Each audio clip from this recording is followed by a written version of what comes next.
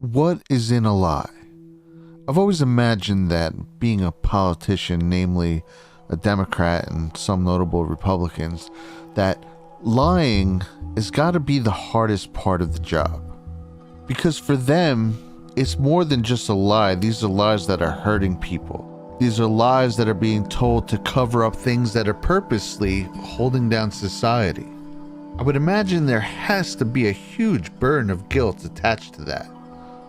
But when these people lie and they have a big cover-up that they're talking about, what comes with that is the part that I couldn't even imagine having to do this, but they have to remember the heaps of BS that they've spewed out over the years while talking on the fly. They have to keep track of what things are fake and what things are real. It honestly sounds like a nightmare. Now, the good thing is that most truths do find their way to the surface. And one of the best ways this typically happens is in the way of the proverbial Freudian slip. Now, this goes back to Sigmund Freud's 1901 book, Psychopathology of Everyday Life, where he details a number of these said instances, and especially in the chapter Mistakes in Speech, where he has this enlightening description of it being a disturbing influence of something outside of the intended speech. So basically what's happening is you're lying, but your brain knows the truth. And it's your natural instinct to just talk, and whatever's true is just going to come out. Except when you're being deceitful, which we got a perfect example of back in June of 2022. About doing that. I mean, the president has been very clear in making sure that he does everything that he can to alleviate the pain that American families are feeling when it comes to gas prices. See, now she wanted to say alleviate the pain that American families are feeling when it comes to gas prices, but first her brain said elevate, which is quite clearly what they are trying to do. All the moves and policies required to keep gas prices at a fair level are already documented. Trump already did them. The blueprint's there if they want it. They're ignoring it. And that's why gas prices began to spike the very day Biden took office. Biden takes office right here, January 2021, and it starts going up immediately. Okay, here's Trump's. Stays in the twos for the entire time he's president. And you get here, and boom, starts going off to the races. Now, they want to blame Putin, but that war started all the way up here, already over $1 a gallon higher than when Biden took office, higher than it was for Trump's entire presidency, and then continues to go up, and looks like it was pretty much going to continue to go up anyway. It was going up because immediately upon entering office, Joe Biden began crushing our oil industry in the name of climate change. Right off the bat, January 20th, day one, Biden signs Executive Order 13990. Section 6 of this EO revoked the permit for the Keystone Pipeline, a move that a report from their own Department of Energy in December of 2022 admits put an estimated 59,000 people out of 2 years of work and would have yielded low estimates of $3 billion to high estimates of $9.6 billion in output. The CEO also levied new regulations on the oil industry and put a moratorium on all activities of the federal government relating to the implementation of the Coastal Plain Oil and Gas Leasing Program. Now, on January 6, 2021, under the Trump administration, the Bureau of Land Management held the first oil and gas lease sale for ANWR Coastal Plain, offering 22 tracts on 1.1 million acres. The sale yielded a total of $14.4 million in high bids on 11 tracts. The Bureau of Land Management subsequently issued leases for 9 of the tracts, covering 437,000 total acres. Most leases went to Alaska Industrial Development and Export Authority, a state-established public corporation. EO 13990 suspended these leases, and by August of 2022, the last remaining private bidder in the ANWR lease sale had pulled out. Nick Arms service owner Mark Eber says, quote, "It's become apparent with this stop work order that it could extend into years, especially assuming that his lawsuit drags on indefinitely. It was time to move on to better opportunities."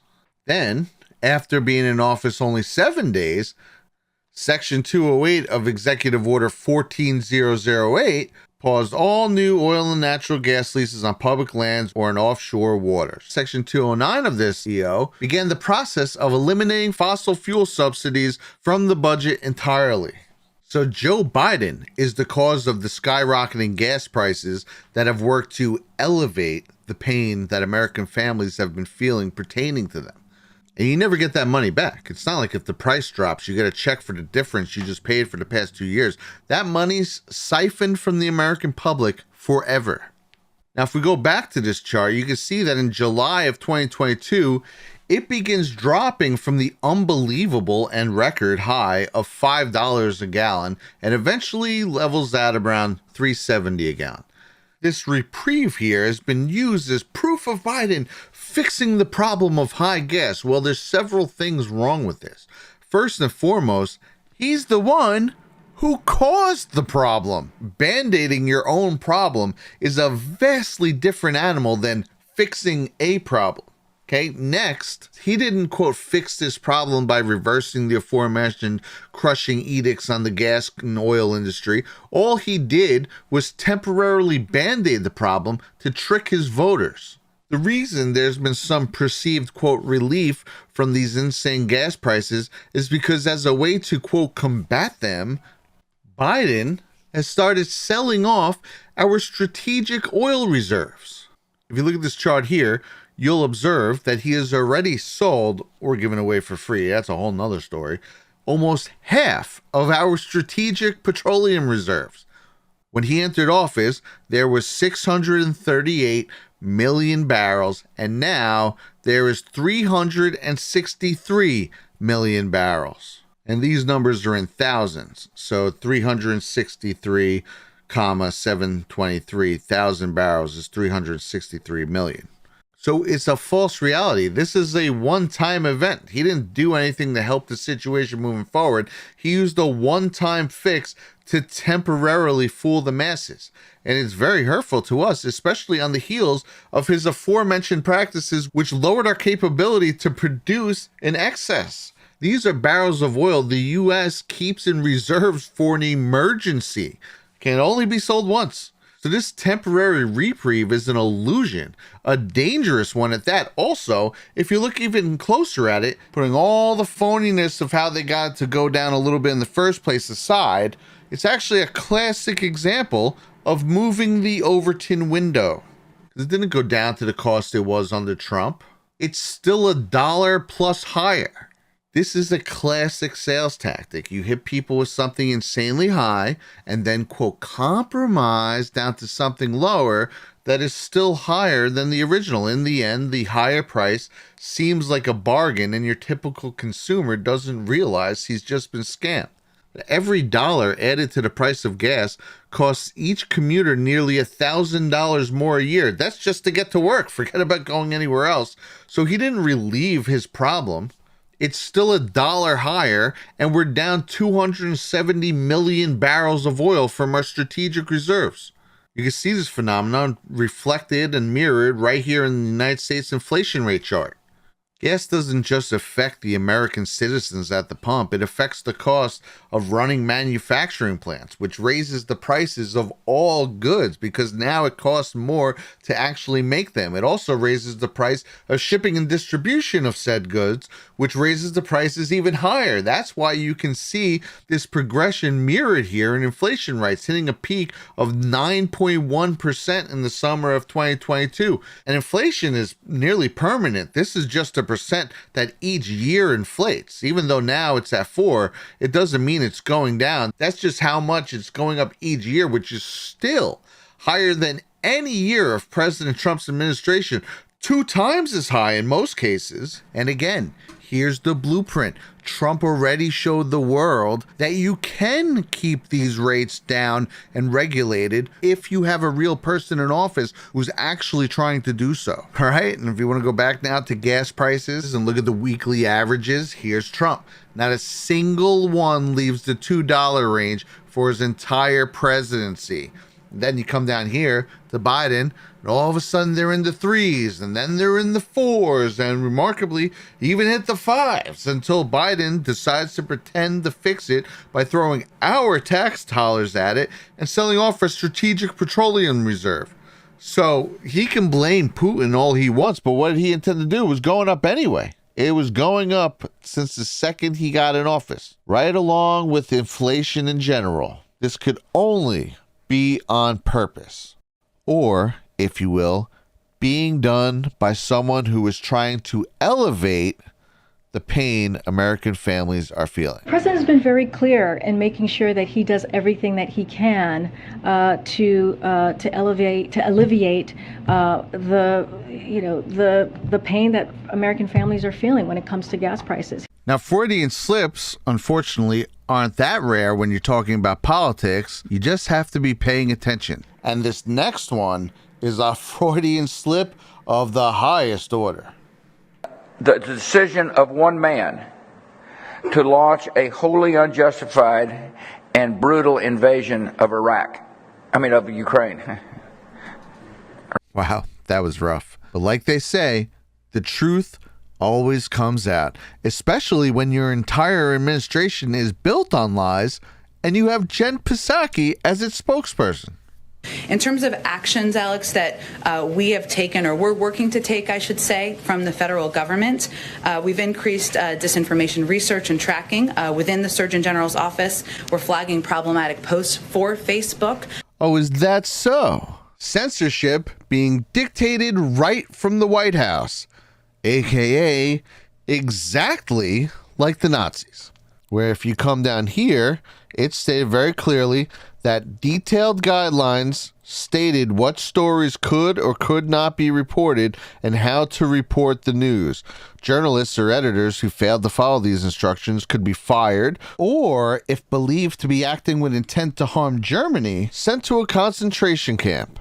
Rather than suppressing news, the Nazi propaganda apparatus instead sought to tightly control its flow and interpretation and to deny access to alternative sources of news.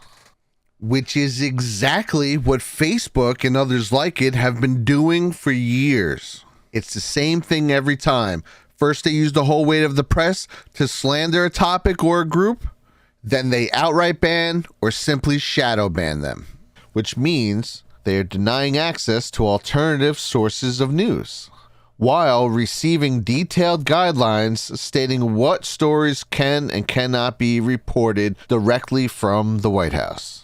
Now, the Biden administration further blew up their spot in regards to working with Facebook and others for that matter this past week when U.S. District Judge Terry Doughty of Louisiana granted an injunction prohibiting several federal agencies and officials in the Biden administration from working with social media companies about, quote, protected speech.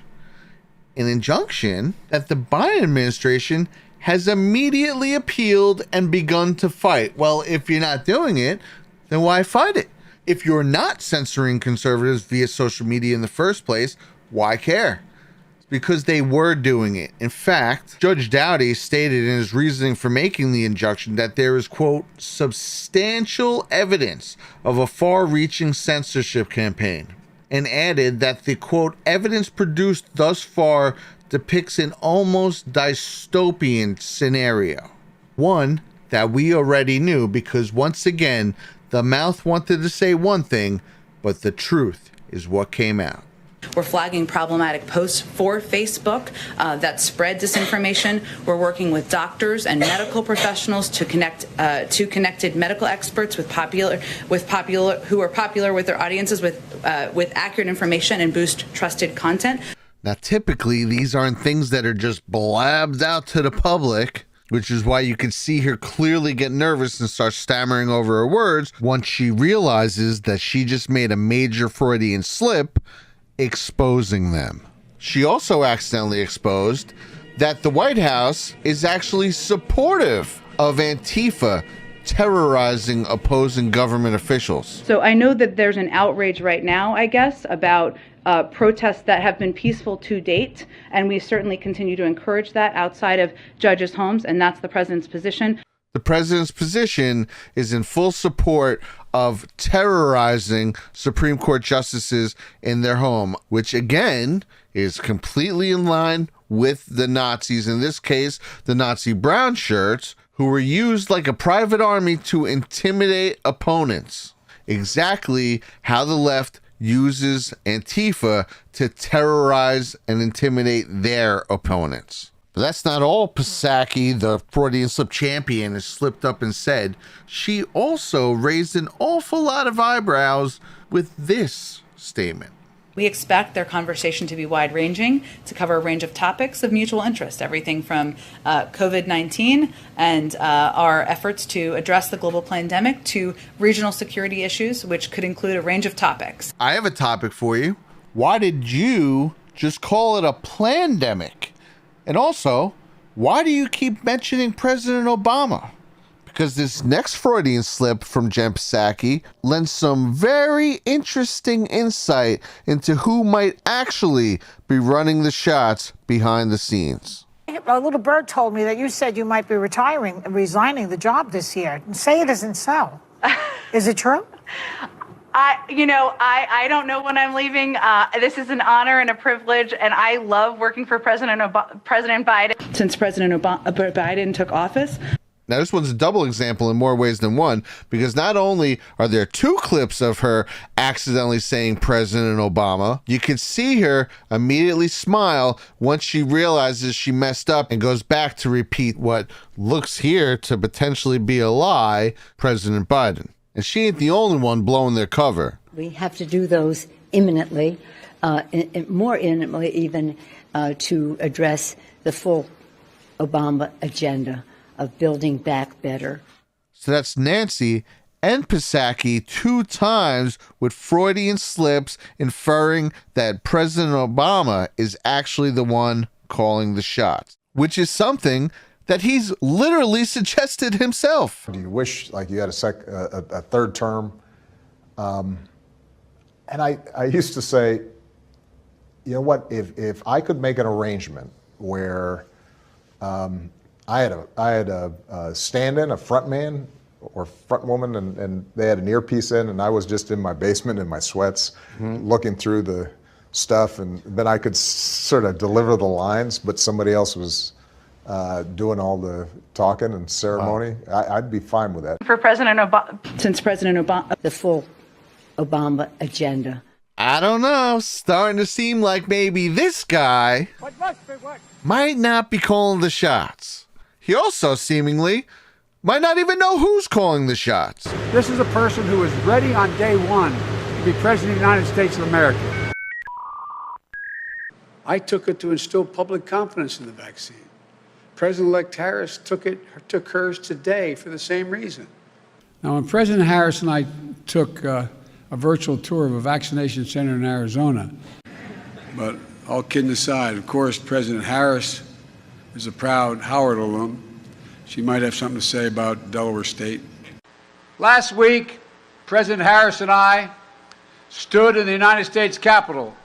Oh, you mean like the time you illegally entered the Capitol and sat down in the presiding officer's seat? So what was that like, walking into the great Senate chamber at 29 years old? You know, I walked in when I was 21, and I got arrested. It was a Saturday. I was down visiting some friends at Georgetown University, and I came up on a Saturday morning because I was fascinated with the Senate. And they had a Saturday session. I walked up. Those days, no guards stopping you everywhere, and they just got out of session. I walked in the back. All of a sudden, I found myself in the chamber, and I was stunned. I walked up, sat down in the presiding officer's seat. Guy grabbed me by the shoulder, said, "You're under arrest." Wow. I think the irony of that clip speaks for itself. But going back to Biden calling Harris president 5 times, those are Freudian slips that reveal that all Joe knows is that he ain't calling the shots. But for those who do know, they just can't escape the disturbing influence of the truth. which is something outside of the intended false narrative, only to be revealed by a Freudian slip. I'm Brad CGZ, and I'll see you on the next one. Do you wish like you had a third term?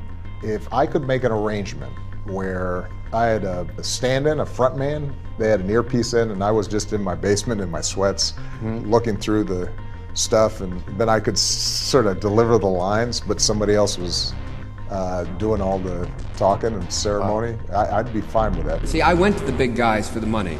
I was ready to prostitute myself in the manner in which I talk about it. But what happened was they said, come back when you're 40, son.